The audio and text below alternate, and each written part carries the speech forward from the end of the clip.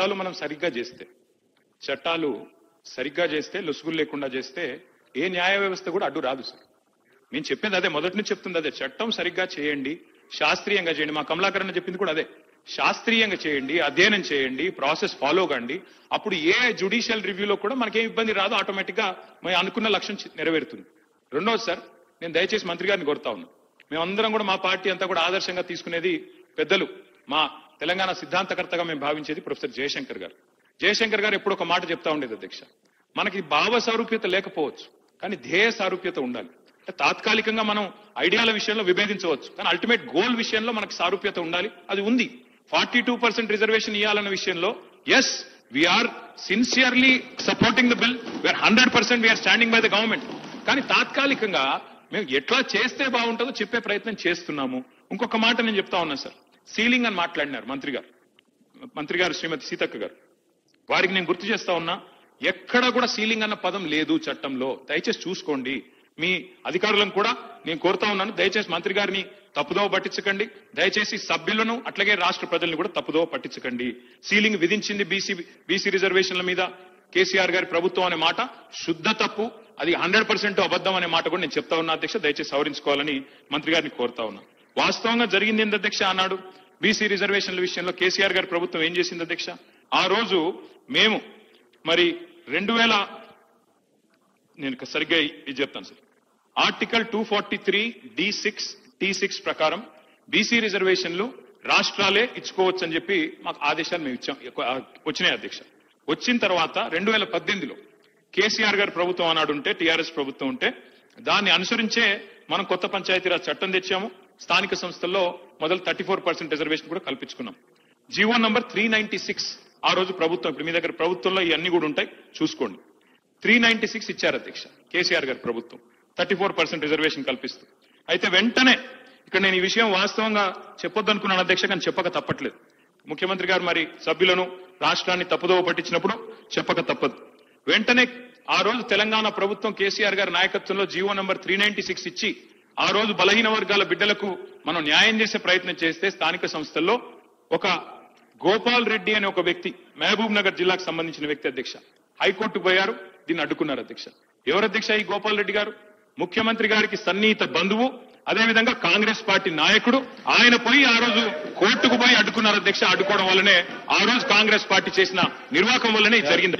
నేను అధ్యక్ష, కేటీఆర్ గారు మాట్లాడుతూ ఇంకెన్నిసార్లు ఈ బిల్లులు పెడతారని మాట్లాడడం జరిగింది సార్. వాళ్ళు 2018లో తీసుకొచ్చినటువంటి పంచాయతీరాజ్ చట్టంలో 50% మాత్రమే రిజర్వేషన్ ఉండాలి అని, ఏ రాష్ట్రంలో కూడా చట్టాలు అట్లా లేవు సార్. సీలింగ్ క్యాప్ ఇక్కడ పెట్టడం జరిగింది కాబట్టి దాన్ని సవరించడం కోసం ఈ రోజు సవరణ బిల్లు పెట్టడం జరిగింది సార్. అదే కాకుండా ఆర్థికంగా ఏదో చేస్తారన్నారు. ఆర్థిక, రాజకీయ, సామాజిక అసమానతలు ఉన్నాయి కాబట్టే ఆర్థిక సర్వే చేయించడం జరిగింది. తద్వారా ఉద్యోగ ఉపాధి అవకాశాలు కల్పించాలి, ఎడ్యుకేషన్ అవకాశాలు, తర్వాత వాళ్ళ జీవన ప్రమాణాలు పెరగాలి అనే ఉద్దేశంతో ఈరోజు ఈ సర్వేను కూడా చేయడం జరిగింది సార్. దాంట్లో 42% స్థానిక సంస్థలకు సంబంధించింది, తర్వాత ఎంప్లాయ్మెంట్, ఎడ్యుకేషన్ కి సంబంధించింది కూడా ఉంది. ఆర్థిక అసమానతలు తొలగిపోవాలంటే ఉపాధి కూడా ఉండాలి సార్. అందుకోసం ఎకనామికల్ సర్వే కూడా చేయడం జరిగింది సార్. అదే కాకుండా ఆ రోజు 50% సీలింగ్ ను మేము పెట్టలేదు, సుప్రీంకోర్టు పెట్టడం మూలంగా మేము అక్కడికి పరిమితమైన అన్నారు సార్. మేము ఈ రోజు ఫైట్ చేస్తా ఉన్నాం. మరి మీరు ఆ రోజు ఆ కోర్టు తీర్పును సవాల్ చేస్తూ లేదా వేరే రకంగా ఎజిటేషన్ ఏమైనా చేసినటువంటి దాఖలాలు ఉన్నాయంటే ఏది జరగలేదు సార్. కాబట్టి వాళ్ళ ఉద్దేశం ఎట్లున్నదంటే ఈ బిల్లు రాకూడదు అనేది మనసులో ఉంది, ఈ రిజర్వేషన్ జరగకూడదు అనేది. అందుకనే వాళ్ళు కనీసం కులగణనలో కూడా పాల్గొని వివరాలు ముఖాముఖి ఇవ్వలేకపోయినరు. మరి మేము అక్కడ ఉన్నాయి చూసుకోండి అంటే, అందరు రాష్ట్రంలో ఉన్న వాళ్ళు అందరూ అట్లనే చూసుకోండి అంటే కులగణన జరిగేదా సార్? కాబట్టి అది బాధ్యతారాహిత్యమైనటువంటి పదాలు సార్. అదే విధంగా మా సీఎం గారి బంధువులు ఎవరో ఉన్నారన్నారు. కేసీఆర్ గారి కుటుంబంలో వాళ్ళ బంధువులు, వాళ్ళ చుట్టాలు కాంగ్రెస్ లో ఉన్నారు, బీజేపీలో ఉన్నారు, ఎక్కడెక్కడో ఉన్నారు.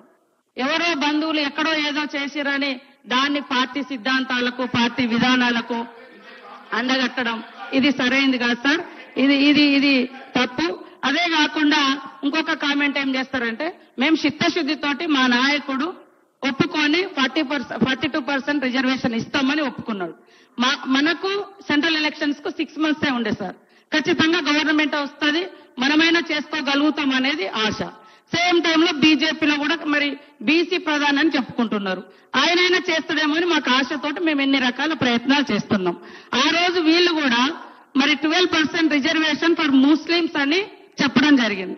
కేవలం ఇక్కడ తీర్మానం చేసి అక్కడ పంపించారు అంతే తప్ప దాని మీద ఏమైనా ఫైట్ చేస్తారా? మరి వీళ్ళు ఏమైనా కేంద్రంలో అధికారంలోకి వస్తారని ఆలోచన ఉండేనా ఆ రోజు? మాకైనా ఆశ ఉంది.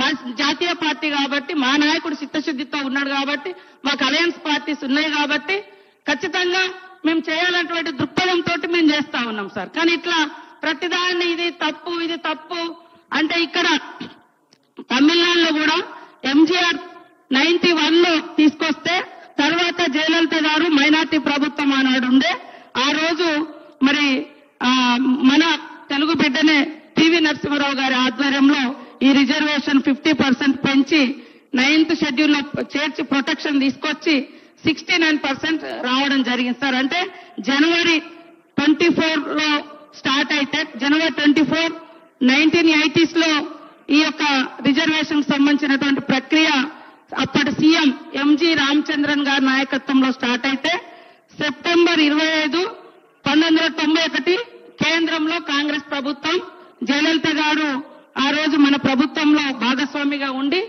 మరి ఆనాడు మన ప్రభుత్వం కూడా ఇట్లాంటి అన్ని కూడా సానుకూలంగా ఆలోచించింది, ప్రజల డిమాండ్కు అనుగుణంగా చేయడం జరిగింది సార్. ఇప్పుడు కూడా మేమందరం ఒకటే కోరుతా ఉన్నాం, కేంద్రంలో ఉన్నటువంటి బీజేపీ ప్రభుత్వం దయచేసి ఇక్కడటువంటి 8 మంది ఎంపీలు మాకు 8 మందిని ఇచ్చారు, వాళ్ళకి 8 మంది ఇచ్చారు కాబట్టి ఇక్కడ ఇది రావాల్సింది కూడా ఎక్కడ ఉంది? కేంద్రం దగ్గర ఉంది. కాబట్టి ఇక్కడ ఉన్నటువంటి 8 మంది ఎంపీలు, దాంట్లో 2 కేంద్ర మంత్రులు ఉన్నారు, ఇక్కడ 8 మంది ఎమ్మెల్యేలు ఉన్నారు. సేమ్ టైంలో అందరికీ తెలుసు కేంద్రం దగ్గర ఆగింది, కేంద్రం మీద ఒత్తిడి రావాలి, రాష్ట్రపతి దగ్గర కూడా ఆగింది. కాబట్టి గతంలో తమిళనాడులో ఇచ్చినటువంటి తీర్పులకు అనుగుణంగా రాష్ట్రపతి గారికి అదేవిధంగా గవర్నర్ గారికి కూడా సుప్రీంకోర్టు మన బిల్లును ఆమోదించమని తీర్మానాన్ని గైడ్ చేసే విధంగా కూడా రావాలని ఆశిస్తా ఉన్నాం సార్. మేమేదో బీసీలను మోసం చేయాలి ఇంకోవాలనుకుంటే ఇన్నిసార్లు తీసుకొచ్చే వాళ్ళమే కాదు. వాస్తవానికి మన గవర్నమెంట్ డిసెంబర్ 2023లో అధికారంలోకి వచ్చింది. మరి ఫిబ్రవరిలో elections, local body elections time అయిపోయింది సార్. మేము అట్లా దాటవేయాలంటే అప్పుడే ఎలక్షన్ పెట్టి తర్వాత చూసుకుందాం అనుకునేటోళ్ళం. కానీ ఈ రోజు వరకు అన్ని రకాల ప్రయత్నాలు చేస్తా ఉన్న దృష్ట్యా దయచేసి ఎలాంటి భేషజాలకు వెళ్లకుండా బీసీల యొక్క ప్రయోజనాలను, అట్టడుగు వర్గాల యొక్క ప్రయోజనాలను దృష్టిలో పెట్టుకొని ఈ బిల్లుకు అందరూ మద్దతు ఇవ్వాలని మనస్ఫూర్తిగా కోరుకుంటా ఉన్నా అధ్యక్ష.